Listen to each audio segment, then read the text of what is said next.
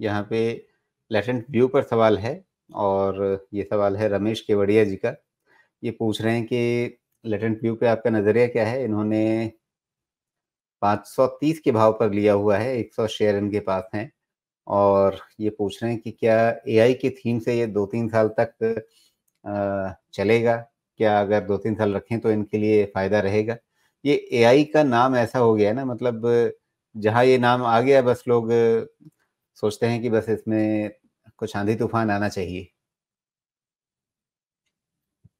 बात तो सही है आप कह रहे हैं राजीव जी, लेकिन प्राइस पैटर्न ऐसा है कि उसको इग्नोर नहीं कर सकता मैं। फंडामेंटली इस चीज़ को डिस्कस करना ठीक बात नहीं है, बिकॉज़ महँगा स्टॉक बहुत महँगा है, उस हिसाब से अभी अर्निंग नहीं है। अब फ्यूचर में अर्निंग आने वाले हैं, तो फ्यूचर में जब अर्निंग आएँगे तो उसके हिसाब से देखा जा सकता है। उसपे मेरा कोई व्यू नहीं है अभी, लेकिन प्राइस पैटर्न ऐसा है कि इसमें बॉटम फॉर्मेशन हो चुका है। अब बॉटम फॉर्मेशन हो चुका है तो टेक्निकली तो ये पॉजिटिव ही है और अपना पहला लेवल 545 वाला तो अचीव कर चुका है। 545 के ऊपर फिर से ब्रेकआउट होगा ये 600 प्लस वाला, और नीचे में आपका सपोर्ट ये डिफाइन कर लेगा रफली अराउंड 490 प्लस माइनस, थोड़ा सा डिविएशन रख लीजिए, वहाँ पे अभी सपोर्ट डिफाइन कर लेगा। तो 490 का सपोर्ट है, 545 का रेजिस्टेंस है, उसके ऊपर ब्रेकआउट है टुवर्ड्स 600। बहुत ज़्यादा इसको एनालाइज़ नहीं करना चाहूँगा मैं, बिकॉज़ प्राइस वाइज़ पॉज़िटिविटी है, वैल्यूएशन वाइज़ डिस्कम्फर्ट। जी।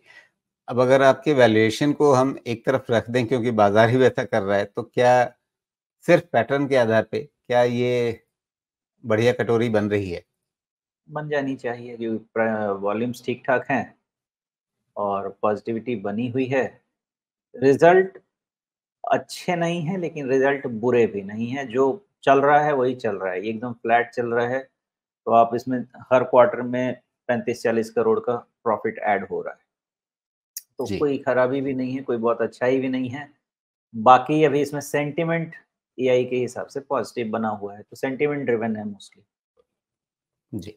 नहीं तो उस हिसाब से तो ये अगले कुछ महीनों में एक अच्छी चाल दिखा देगा और उसके बाद फिर आगे की कहानी पता नहीं क्या होगी। क्योंकि आप वैल्यूएशन का ये कंसर्न दिखा रहे हैं इस समय ही सवा 500 पे।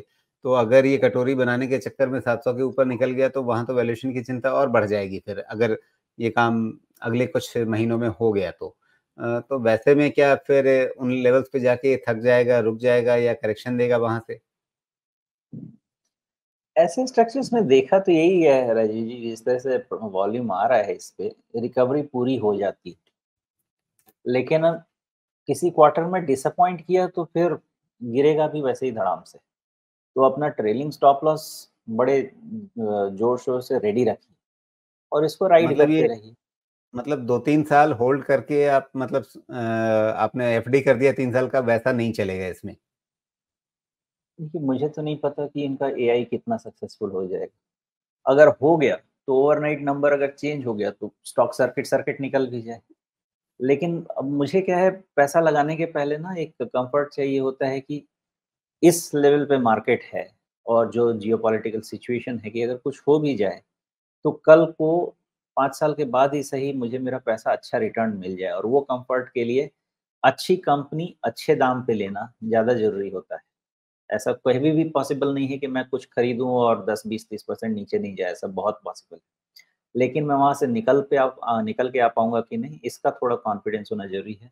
यहाँ पे चूँकि नंबर्स इतने सपोर्टिव हैं ही नहीं, तो वो कॉन्फिडेंस नहीं है। लेकिन प्राइस पैटर्न बिल्कुल अलग कहानी है।